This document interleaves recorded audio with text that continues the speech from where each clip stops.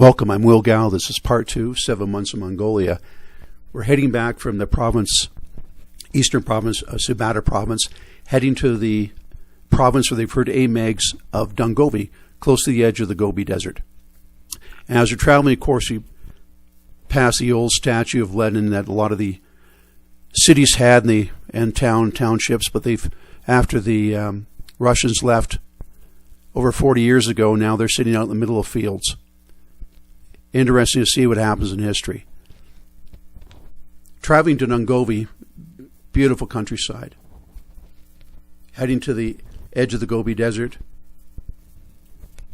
we're always seeing agricultural herders, sheep, goats, and especially the camels. Now look at this little guy we came across, helping this orphan camel into a truck, and so he can be taken to one of the local herders to be looked after. But we could look in 360 degrees everywhere and not see anything. Definitely, this camel was lost, and we're glad that we helped this baby on its way.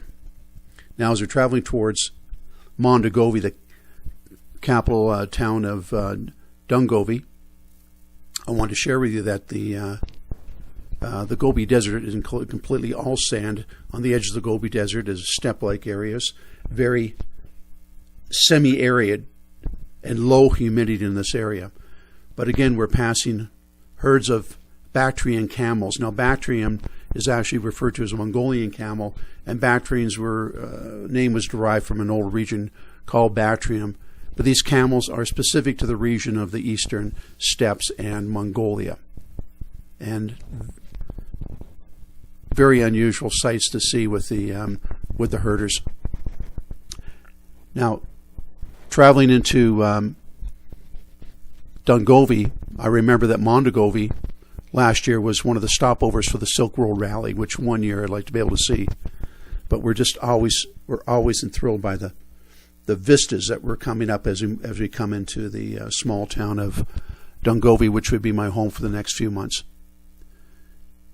During that time, I was able to spend weekends out with drivers, and this particular one was driving a Russian Jeep, Nazu, taking me out anywhere from 60 to 100 kilometers out into the steppes and into some remote areas close to the Gobi Desert, where we could just view these vistas, and like a mini Jurassic Park, animals everywhere. But the destination was to go to one of the areas where the monasteries had been built in the 1600s.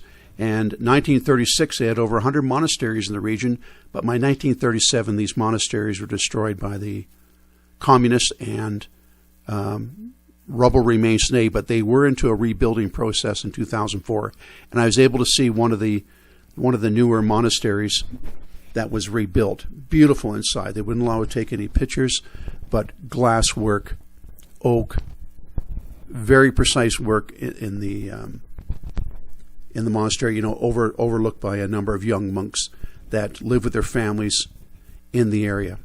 Now, on our way back, of course, we constantly run into the herders, and I couldn't resist taking a picture of this young horse. On their family taking them probably to, I asked her where they're going, being taken to another herding family. Now, of course, my time was spent working with the government offices and the merit organization in the town, and I had some great. Now, over my shoulder is the actual portrait of Genghis Khan over my left-hand shoulder, and a few of the personages I meet: woman police officer. More pictures of heading out to the steppes. Oh, now I'm on my way back to Ulaanbaatar.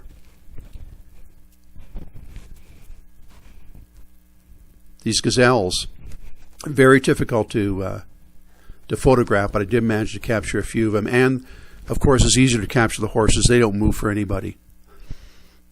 Now here's one of my final.